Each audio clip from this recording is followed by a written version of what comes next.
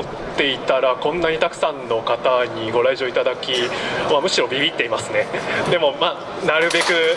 ちょっととちらないように努力するのでよろしくお願いします。東京 MTG さん主催のシールド教室ということですが、何をやるかというと、シールドデッキの組み方、特に、シールドデッキっていうのは、バッグを開けてみてそこからどういうふうに組んでいくかっていうのは人によって、やり方が変わると思うので、その中で僕のやり方について、順序立てて説明した後に、改めてじゃあここにある東京 MTG さんが向いた6パックでどんな形で組んでいくのかなというふうなお話をしたいと思います。さて、で具体的にシールドデッキで勝ち方って何かって言われたら、まず一番はいいパック引くことです。これはもう間違いないです。どんだけ、うまいプレイヤー、例えばそこら辺でニヤニヤしているなんか渡辺裕也さんがそうですね3パックだけ引いて、で他の人が6パックで勝負してくださいって言われたら大体あの人負けると思うんですよ。実際そういうくらいの差があるので、実際としてじゃあどういうふうにやっていくかなのですが、じゃあプロとして、プロプレイヤーがどんなパックが一番引きたいかなって見た場合に、まずあるのは分かりやすいパック。例えば青赤白黒緑ってマジックでは5色の色がありますけど、特定の2色で23枚のカードしかないで、しかもそのカードが全体で84枚のカードがありますけどトップ23に全部入っているっていうパックは最高です。これがあればもう誰であれデッキが組めてしまう、それはプロでやっても一緒で、プロもやっぱり色がバラバラに分かれていると難しくなって間違ってんじゃないかなと思うんですよ。そうなった時にどうするかっていうような指針ですね。その23枚トップ23枚が決まっているパックであれば問題がないんですけど、じゃあトップ40枚が全ての色に均等にあった場合どうするか、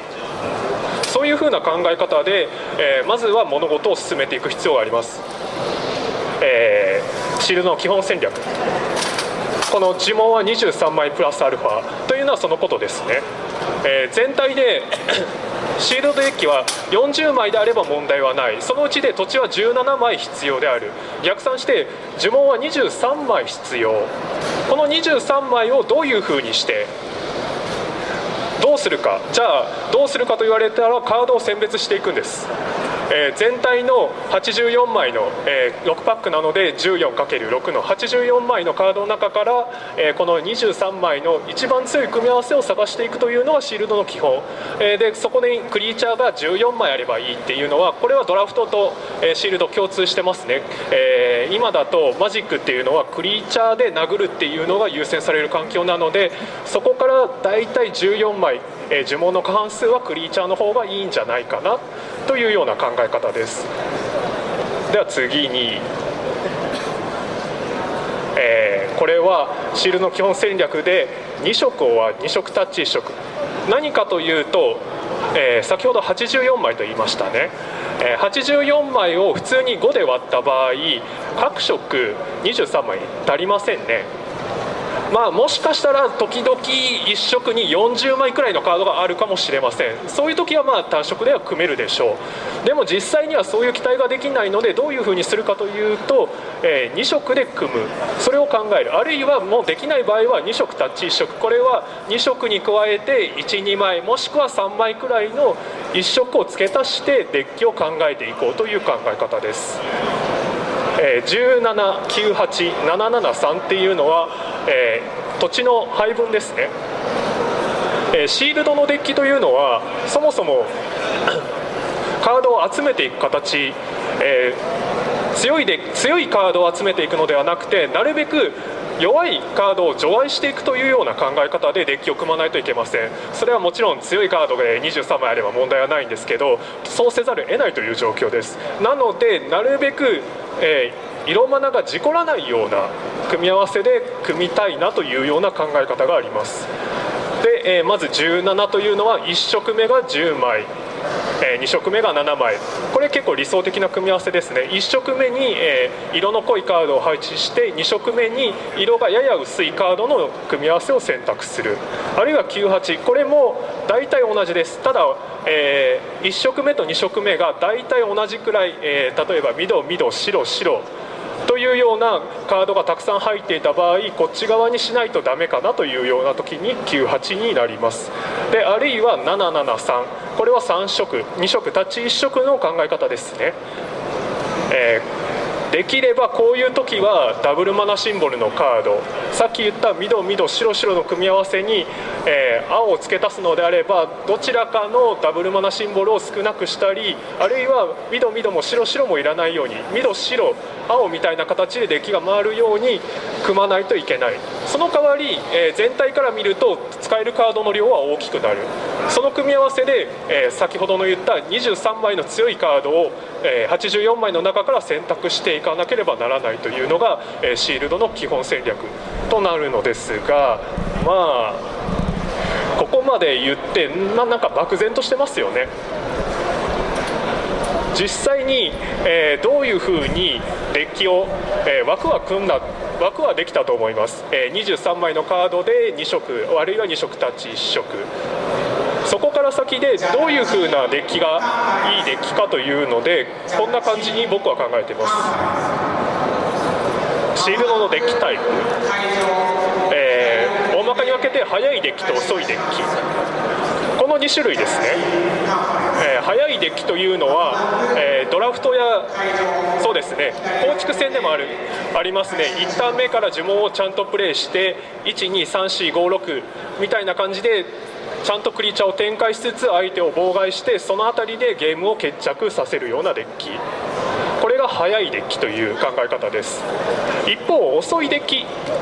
これはなかなかないですね。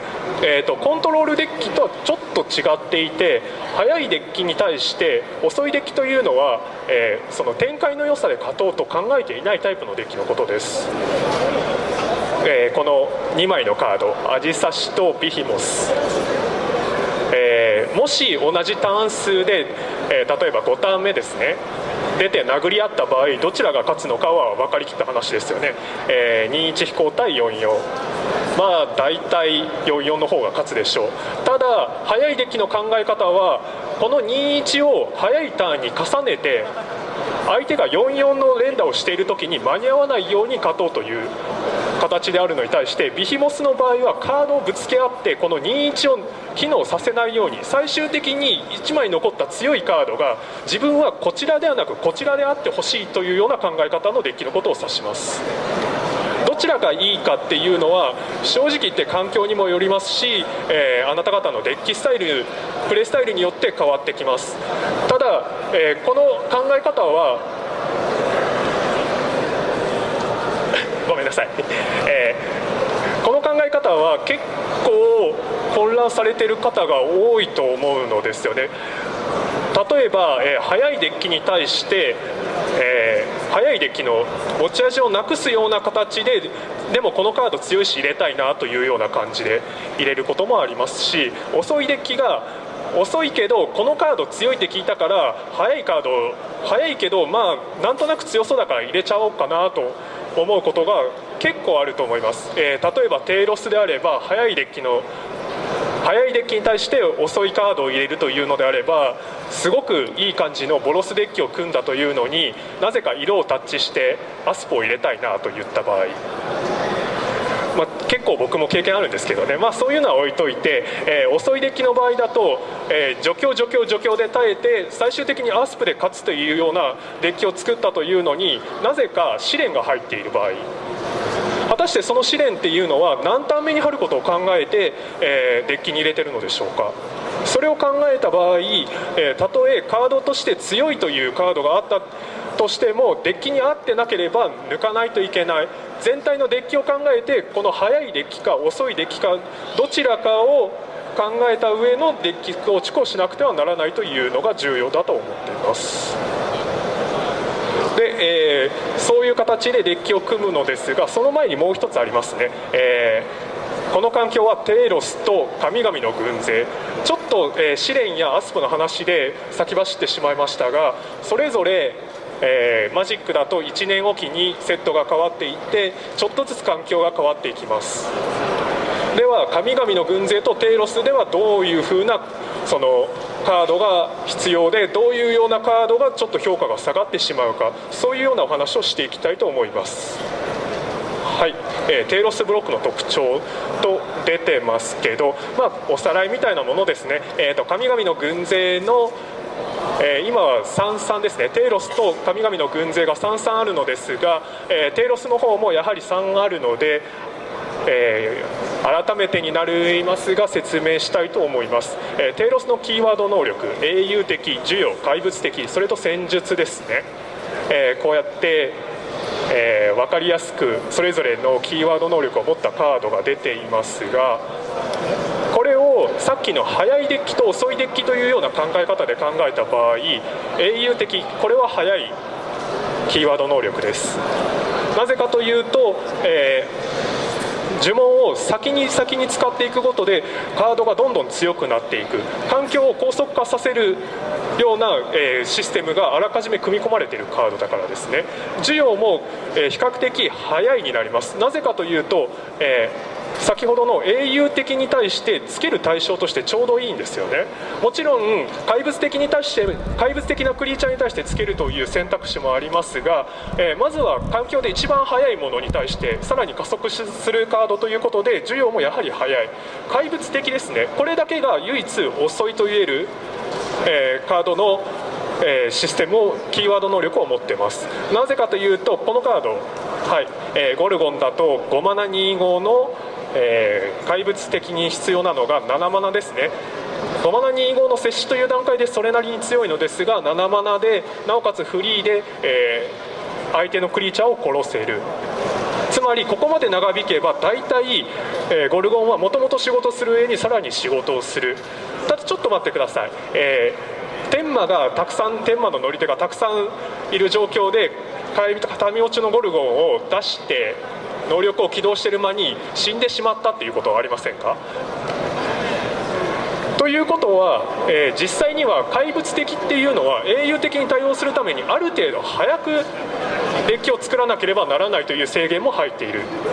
で、戦術はそれをさらに加速します。戦術というのは本来であれば、速い遅い両方にも対応できる、自分の欲しいカードを、ライブラリーの上から除外するなり、持ってくるなりすることによってデッキの回る感じをより良くするというキーワード能力なのですが、そもそも英雄的というキーワード能力が速いおかげで全て引っ張られて環境全体が速くなっている。これがテイロスの仕組みでした。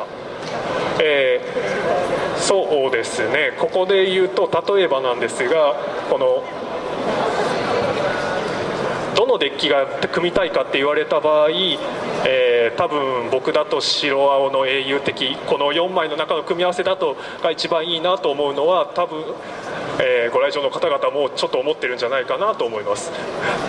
でそこからです、では神々の軍勢でどうなったかというと、神々の軍勢のキーワード能力ですね。新傾向のハテナハテナハテナ、ハテナハテナハテナは置いておくとして、新傾とは何か、アンタップしたたんびに、何かが起きるというボーナス能力、これだけ見ると早いように感じますよね。というのも一番分かりやすく、神経を発動させるためにはタップ状態にさせるには攻撃すればいい。攻撃するっていうことはより攻撃的なデッキを組めばいい。ただちょっと考えてください。今ここに出ているのは預見者ですが2マナ22ですね。先ほどの、天魔の乗り手3マナ22で飛行で、それだけではカードの強さは同じように見えますが、天魔の乗り手の場合呪文を唱えるたびに勝手に、プラス1プラス1カウンターが乗り続ける。つまり、全体として見た場合英雄的よりやや弱い能力、攻撃的な考え方で考えた場合弱い能力、もちろん遅いデッキよりカードを意識したカードの叩きつけ合いを意識した時に関しても、タップができないため弱い能力なんですよね。そして効能の場合、これもそうですね、先ほどちょっと出てきたアスプと比べてみるとやっぱり弱いとし言いようがない能力ですよね。実際に4点ゲインが役に立つ時もあれば、77が強いアスプより強いという時もあるでしょう。ただしそれを選ぶのはあなたではなく対戦相手です。対戦相手が残りライフが4点詰まっているところでもう4点で回復されて8点に逃げられる、そういう時は多分77って言われるでしょうし、それに4点がどうでもいい時、これはほとんどのゲームにおいてそうだと思いますが、その時は4点どうぞ、ただの5マナ44です。僕はアスプをコントロールしています。このままだとアスプの方が勝ちます。そういう風なゲームになりやすい。これは効能は遅い能力なのですが、やはり、テイロスと比べて弱い能力なんですよね。そしてもう一つ、さっきからアスプと言ってますが、このハテナハテナハテナの部分、僕は、神々の軍勢の隠しキーワード能力として怪物化が1枚も入ってないっていうのが大きいと思います。多分僕の記憶違いでなければ1枚も入ってないのですが、もし1枚や2枚入っていたらごめんなさい。怪物敵がないというのは結構大きくて、先ほどのカードの叩きつけ合いになった時に後半うっかり引いてしまった、例えばアスプを引いてしまった、そのままアスプが怪物的になって勝ってしまった、そういうゲームが、テイロスだとありました。それが、今の環境、テイロスと神々の軍勢3-3になった場合、その確率が半分に減ってしまっている状況になっています。かといってじゃあ速くなってるかと言われたら、先ほど言った通り神経も英雄的に比べれば速くない。効能はそもそも速いという考え方においてはダメな能力なので、神々の軍勢は弱い。神々の軍勢が弱いからどうするか。結論、書いてませんけど、結論として僕が思っているのは、神々の軍勢のキーワード能力をあまり考えなくて、カードをパッと見た時に強いデッキ、強いカードで、埋め尽くされたデッキの方がいいんじゃないか。テイロスが6つの時は、テイロスの英雄的なデッキ、それこそドラフトで30クラスの全て英雄的なカードと、ジオ祭りだったデッキとか、怪物的除去怪物みたいな、先ほどの遅いデッキの典型みたいなデッキが、活躍しましたが、これが難しくなっている。逆にもっと素直なマジックの基本的なデッキ、先ほどの除去でも、効能とか、神経に頼らないようなデッキ、あるいは逆に、テイロスの3パックからうまくすっごい量の怪物的なカードや英雄的なカードを引いて、強いデッキを組んだ時、これがベストなんですけどね、これができないから困っているということで、じゃあどうするかというと、それに頼らないようなデッキを作っていけばいいのではないかというような考え方で、速いデッキ、遅いデッキ、相手によってどうしても勝てない時は速いデッキに切り替えたり、普段は遅いデッキにしたり、いろいろとそうですね、弱者の兵法みたいで申し訳ないのですが考えてはいるのですが、まずメインデッキで持っていきたいのは、普通にカードとして強いカードを集めた、ただの速いデッキを組みたいと考えています。なぜ速いデッキかというのは、遅いデッキだとその相手の速いデッキに対して対応できないからですね。何せ多分5-0とか6-0とかしたラインだと、テイロス3パックの中からありとあらゆる神話的というか、英雄的なカードに、そうですね、一番僕がマジックオンラインで負けまくったパターンとしては、2ターン目にアクロスの空護衛から3ターン目に、何かの試練がついてプロテクションで守れて死亡というパターンが多かったです。これに対してそもそも対応できないのであればそれより先に勝とう。それができない時に、あるいはそんな相手の時にはもうその専用デッキの遅いデッキを考えてそれで勝とうという考え方です。そんな感じで、組んでいくと多分明日もそうなのですが、では実際にシールドデッキを作ってみましょうということで、東京 MTG さんが、6パックを用意してあらかじめ剥いていただいたんですね。ここにあります。さっきちょっと、カードを見てみて、困ったなと思ったのですが、一枚一枚、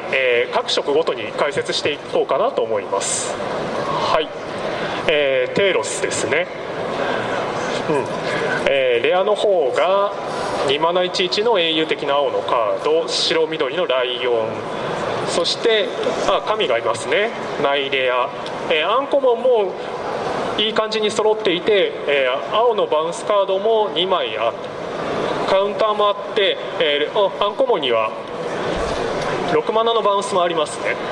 全体的になんかテイロスっぽいな、強いなというようなイメージです。そして、一方で神々の軍勢、はい、なんか典型的な神々の軍勢というような感じですね。強いカードもあるのですが、別に神々の軍勢、こんなもんだよねというようなパックではないでしょうか。怪物敵もいなければ英雄敵はちょこっといるかな。あとレアは黒に寄ってますね。攻めくの伝令と4マナ34の黒のクリーチャー、ちょっと名前忘れましたが、このカードも結構使いたい。そして、緑の災い魔でしたっけ、3マナ22のハイドラ、このカードもかなり強い。レアは一応当たりか、アンコモンもそこそこ当たりか。でもコモンを見てみるとまあそうかというような内容です。これを色ごとに分けてみましょう。白、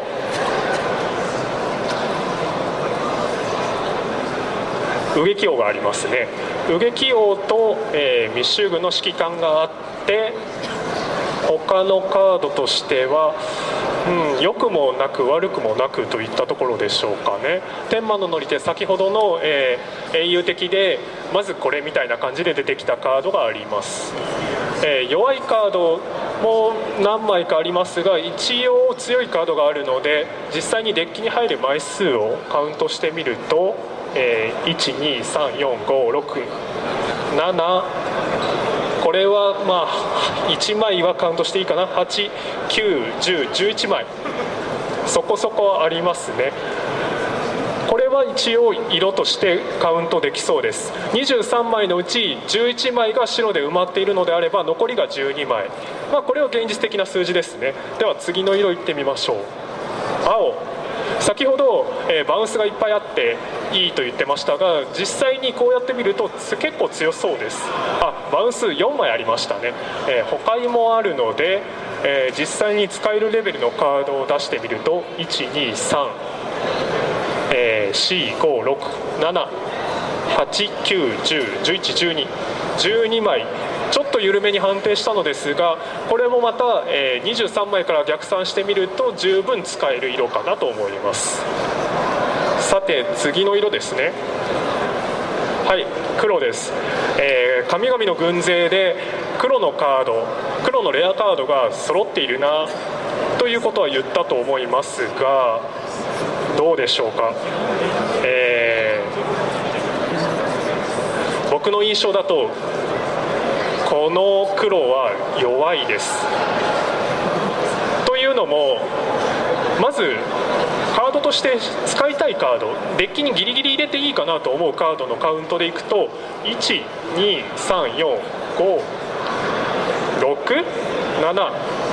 8、9、10、先ほどの11枚12枚よりか少ない上に、だいぶ色というかカードパワーを無視してその枚数、なおかつ結構黒の要求量が多いんですよね。炭汁病は黒が必要ですし、攻めくの伝令も黒が必要。それに対して周りのカードがいまいち強くない。使いたいのですが、先ほどの、23枚から逆算して13枚どこかから持っていかないといけない。それを考えるとちょっと苦しいかな。他の色でもしかしたら13枚14枚っていうのがあれば候補になるかなというところです。はい、赤です。赤の場合で言うと使いたいカードそこそこありますね。例えばこのカードは英雄的であればゲームを決めれるだけの強さがあったり、稲妻の一撃も積極的に使いたい。土の一撃も、神々の軍勢の除去の中ではかなり有力なカードです。ただ逆に言うとそれくらいしかないかな。これも黒と同じで使いたいカードと使いたいカードの数が合っていないという印象が受けます。これだと123赤白の場合だと使いますが一旦除外します。これも除外します。456 7枚7枚ということは、ここからさらに16枚が必要。16枚も1色で取れるっていうことはほぼないですよね。ということで赤はそもそも考えない方がいいレベルではないか。あるいは、先ほどの言っていた2色タッチ1色の、3色目としてくらいで考える必要があるかな。これはちょっと、シールを組む上では嬉しいですね。1色すでに考える必要がなくなってしまいました。では最後に緑。はい、狩猟の神ナイレアがいますね。もしこのナイレアが、クリーチャーとして機能ができるのであればすごくいいカードなので、緑を使うのであればできれば緑を濃くしてみたいということで、ちょっと緑の採点を低くしてカードのカウントを増やした上で、何枚使えるか確認してみます。ナイレアが12345678910111213枚。原型に関して言うと普通の状態で8マナに到達しているのに対して66というサイズではあまり勝てないかなというので除外した場合でも13枚。一応この中で、13枚、ギリギリそうですねメインで使えるかもしれない。場合によってはもちろん内例を外してもっとカードを絞って10枚くらいとしてカウントする必要があるかもしれません。ここまでで、赤は抜けました。黒は10枚弱なので黒も現状で抜けざるを得ません。となると、白と青と緑のカードでデッキを組むんだなというイメージになってきます。最後に、マルチカラーのカードです。はい、マルチカラーのカードはこの環境だとどれも強いので基本的にあれば、プレイアブルカードの数としてカウントしてはいいと思います。ファリカの癒し人も強いですし、ナンパ戦の歌い手も強い。白緑のマルチカラーは2枚ありますね。でなおかつ、色マナサポートの、アーティファクトと土地がある。一応3色も視野に入れますがまずは2色で考えていこうかなという先ほどの原則から照らし合わせると、白と緑の組み合わせなどはどうでしょう。ちょっと戻りますね。はい、白のカードがこんな感じであります。軽いところが、2マナ剣が2枚、重いところが5マナ剣で1枚。なんとなく英雄的なカードがありますよね。そして緑の方、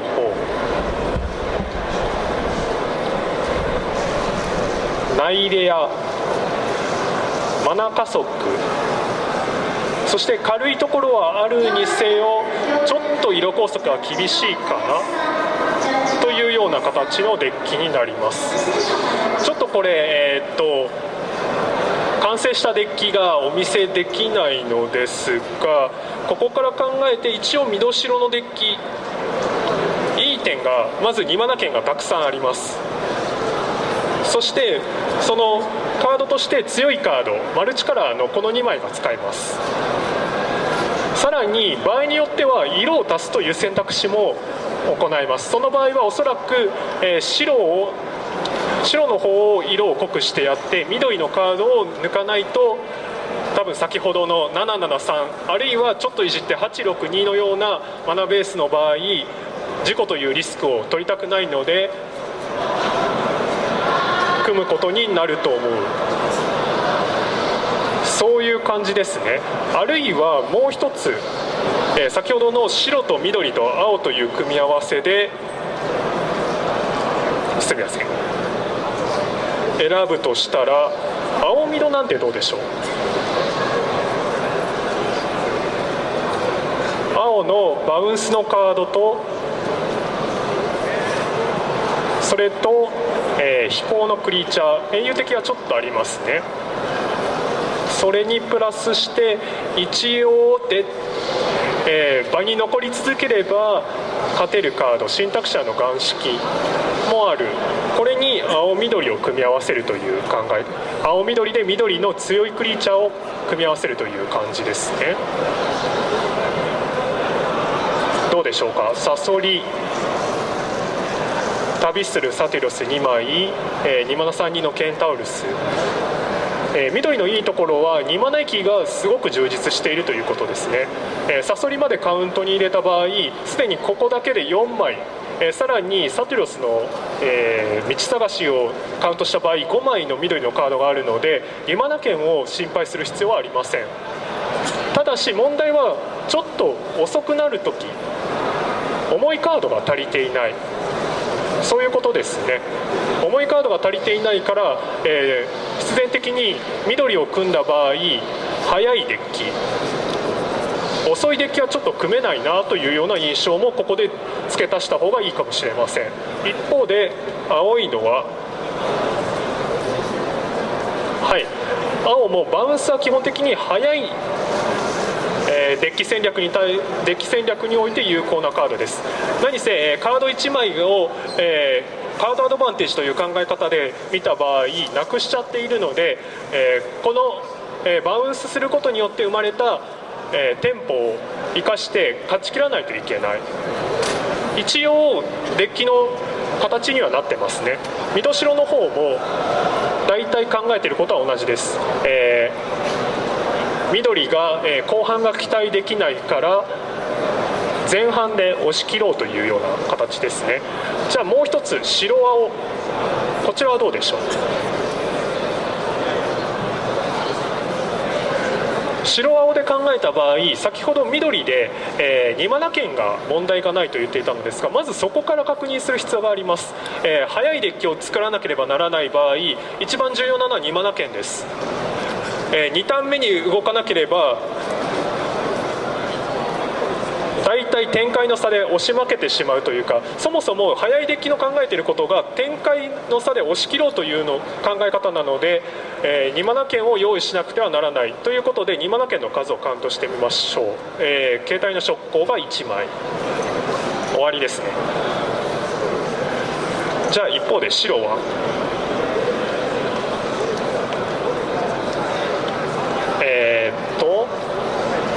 密集軍の指揮官と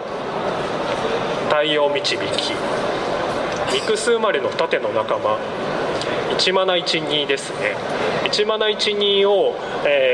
シールド戦で出してどういうような勝ちパターンがあるでしょうか。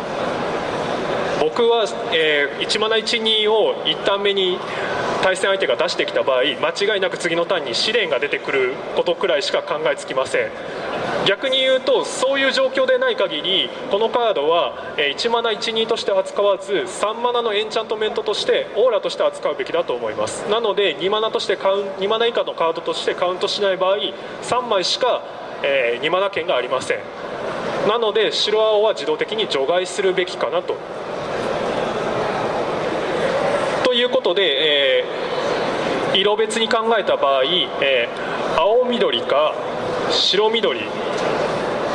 この2色になりましたね。どちらがいいか、そのどちらがいいかという前に、タッチできる可能性について考えてみましょう。緑が、色サポートが1つだけありますね。まあサテュロスの道探しを色サポートとして考えるかどうかはちょっと微妙なラインとして、ケラメトラの行為は色サポートとして扱えます。そして、先ほどのアーティファクトと土地のところ、艶やかなお鹿と旅行者の呉服、未知の騎士があるので、これは色を足そうと思えば足せるのではないかな。先ほどの773では困るけど、実質的に883とか、例えば未知の騎士の場合、緑マナも出せますし、白マナも出せます、青マナも出せますよね。そうすると、全体の色の許容量が1枚のカードで3枚分、まあこの場合、ちょっと考え方として追加で、遅いデッキ的な考え方になる必要が、何せ、フィルターにするのに都合で土地を2枚使っているのでありますけど、一応そういう風な考え方もできるなと。じゃあタッチ候補としてどれがいいか。先ほどの黒、はい、強いカードがこの1、2、3枚ですが、両方いや3つとも黒が濃いデッキでないとあまり運用できませんよね。4マナ3、4に関しては、確かにシングルマナなのですが、これをタッチするっていうようなシチュエーションはあまり考えたくないかなと思います。代わって赤の場合、先ほどの、稲妻の一撃と土の一撃、この2枚の除去がタッチとして考えられますし、ごめんなさい、名前が思い出せない。アクロスの徴兵人ですね。もう英雄的であれば強いと先ほど言いました。英雄的になれば強いので、一応先ほどの緑白中だった場合、英雄的な4枚目5枚目くらいの英雄的カードとして入れるということも考えれるかなと思います。でももう一つ、ここの組み合わせで今言ってないのがあるんですよ。緑に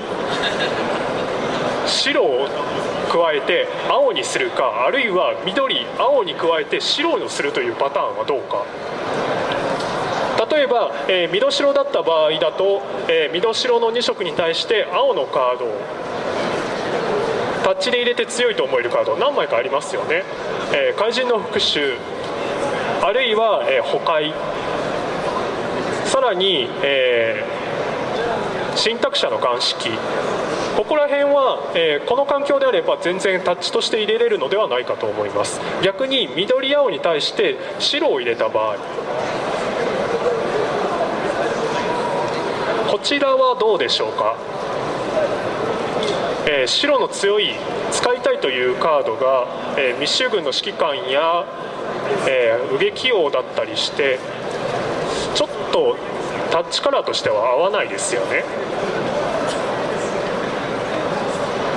何かないかな。そういえばこういうカードがありましたね。ライオンや、巻かれたものの収穫、これだったらタッチにしてもいいかなと。ライオンに関して言うと、2ターン目に出さなくても、例えば5ターン目くらいに出したとしてもそこそこの仕事はします。あるいは、収穫であれば、例えば5ターン目6ターン目として打つ呪文としても多分仕事はしてくれますね。ということで、候補として、緑青タッチ白、あるいは緑青緑白、この3つが、僕の中でとりあえずまずは組まなければならないデッキかなという形ですね。さて、候補的には緑青緑青タッチ白緑白と3つ出しましたが、じゃあどれを選ぶか。そうですね、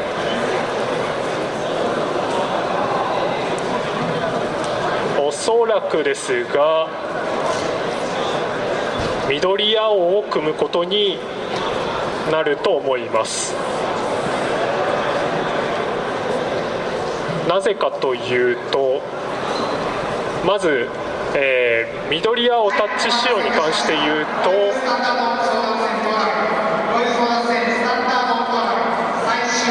それを組んだ場合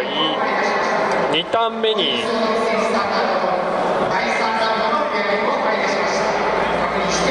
ケンタウルスの武芸者を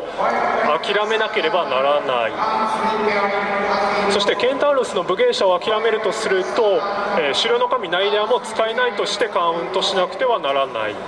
そうなると緑を使っている価値というのは結構減ってしまうのではないかと思います。そして緑白はなぜちょっと使いたくないかなというのかというと、白が先ほど英雄的だと言いましたね。英雄的なデッキを作ろうとしている。一方で緑のカードが、2マナ剣がマナクリーチャーであったり武芸者はこれは使えない。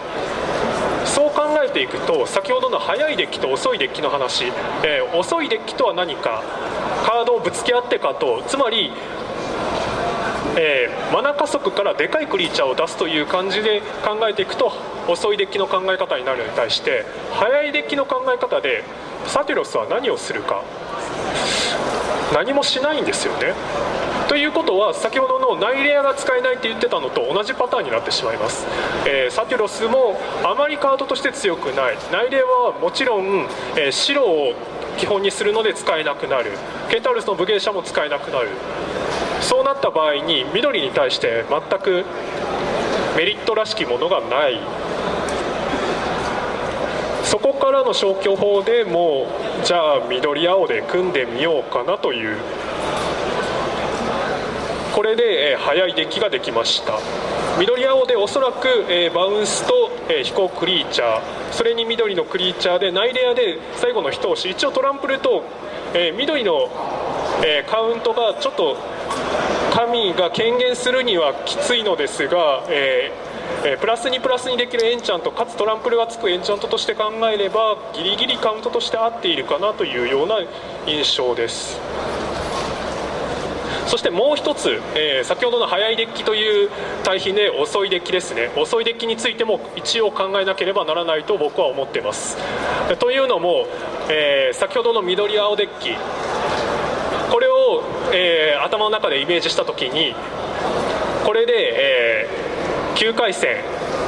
7-2できると思いますか？僕は思いません。なので、すっごい速いデッキに対してそれでそういう勝ち方をしない勝ち方、泥仕合ですね。遅いデッキ風なのですが、もっとより相手を事故ってくれないかなとか、そのカードのぶつけ合いで何かでうまいことトレードを美味しいトレードをして勝てないかなみたいな感じで組むとしたら、どういう風なデッキを組むかで考えて、そういうデッキを一応用意しておこうと思います。で、何色かと言われると、そうですね、先ほど白は速いと言いました。英雄的で速いので遅いというと根本的に噛み合いません。唯一噛み合うとしたらこの2枚除去ですね。英雄的な相手がすごく、速いでかいクリーチャーを作った時に対して、4マナでちょうど除去ができる、この2枚だけが、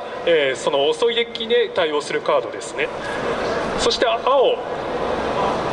に関して言うと意外と遅いデッキ寄りのカードも入ってます。バウンスは速いデッキに対して時間を稼ぐこともできますし、後半カードを引き増しできるカード、岩式と、5マナ22のスフィンクスの信奉者ですね。はい、すっごく弱いのは分かっていますが、こういう風な、カードを増やしてなんとか勝とうという考え方をする場合、こういうカードで引き増さないとダメなので、一応、青は候補として入ってます。そして黒は残念ながらやっぱりカードが足りない。そうですね、2ターン目に例えばマイナ3マイナ3、炭汁病が打てれば問題ないのですが、今のところ言っていた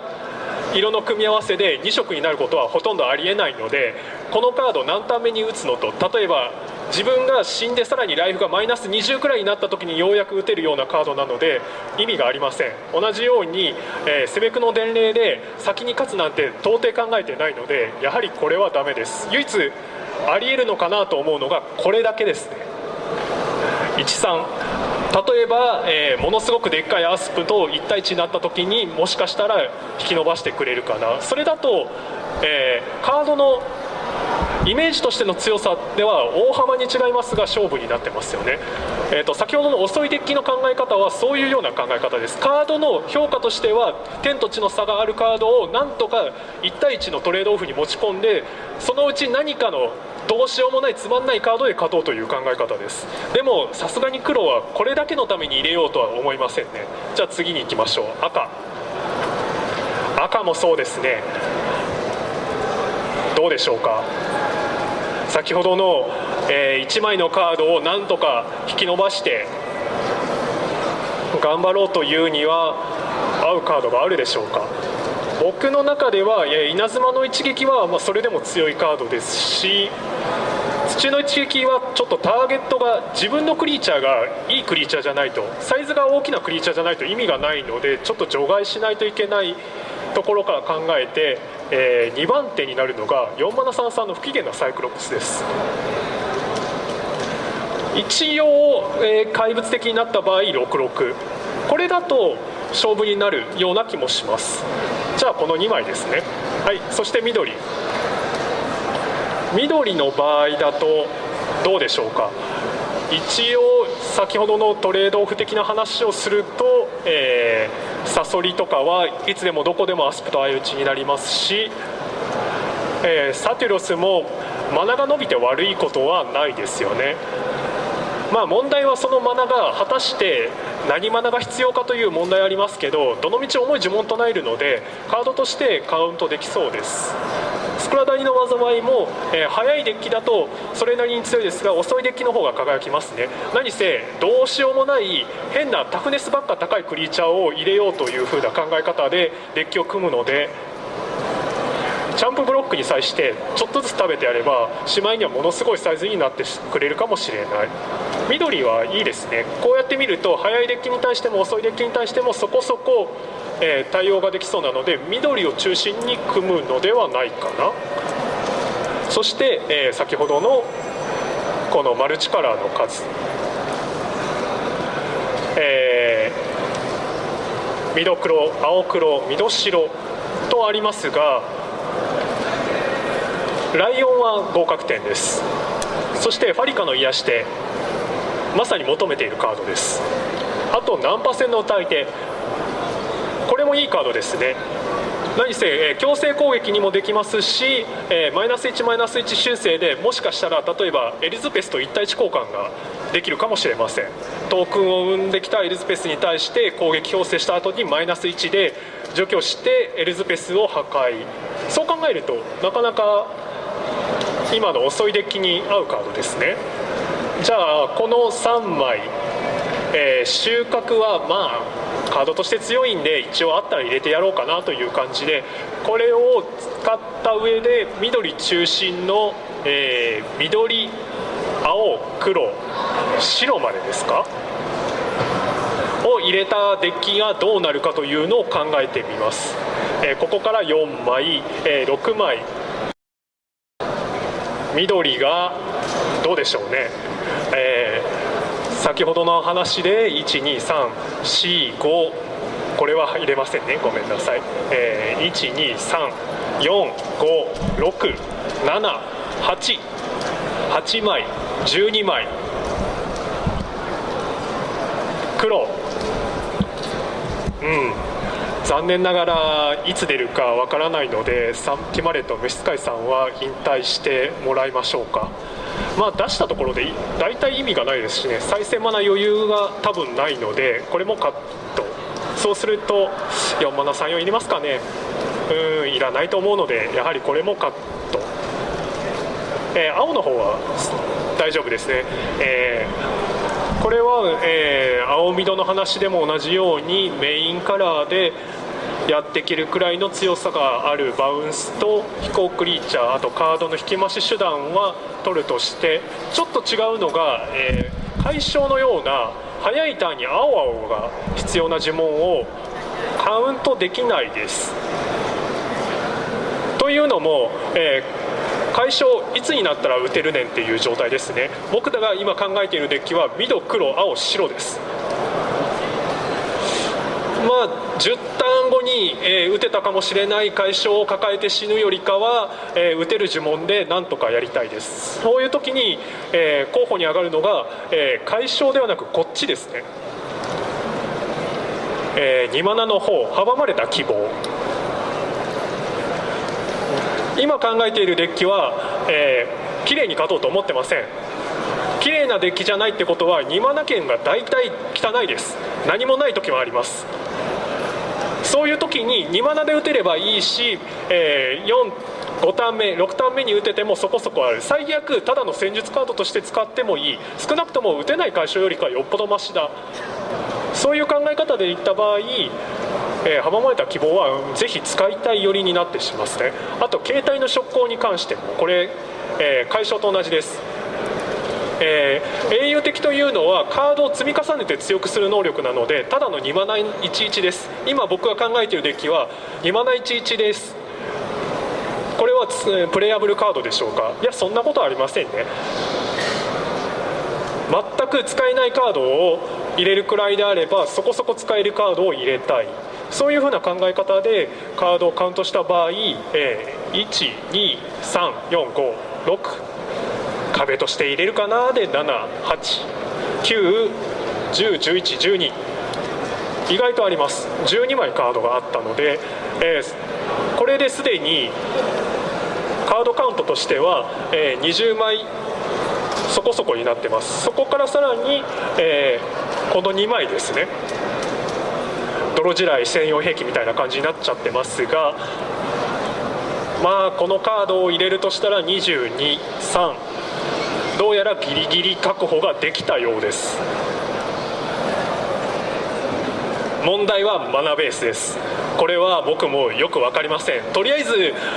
なんとなくこんな感じで組むなというところまでは分かっていたのですが、一つ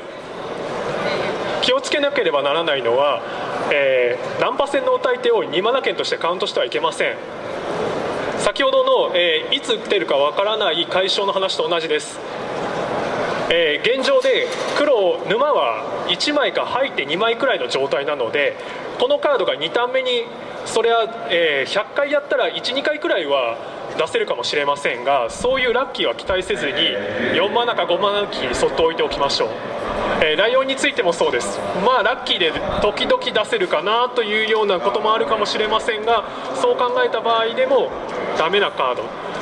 ただしカードとして強いので、例えばこれがそうですね、5マナ33の、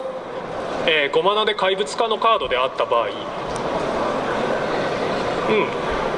それは2マナ33よりは弱いかもしれませんが使えるのではないでしょうか。というふうな感じでデッキを組んでいって時間内に届くかなと考えたところで、おそらくタイムアップでしょうね。こういう第2プラン第3プランに関して言うと、構築時間ではとても対処できないので、ラウンド中あるいはラウンド後に考えるといいと思います。9ラウンドあって初めの3ラウンド中に、例えばバイをお持ちの方はバイ中にもし自分のデッキが、このパターンに対して全く勝てない、あるいはこのパターンにきついというのであれば、そのパターンに対応したデッキというのを考えても全く損はないですよね。もちろん無理な時の方が多いと思います。ただしそれを考える考えないでは大きな差があります。もしかしたら、僕が今この限られた30分程度の構築時間で思い浮かばなかったすごい組み合わせが、そこのちらっと見てる渡辺が思いついてニヤニヤしてるかもしれません。あるいはもしかしたら例えばそうですね、日本で今マジックプレイヤーでシールドが一番うまいので、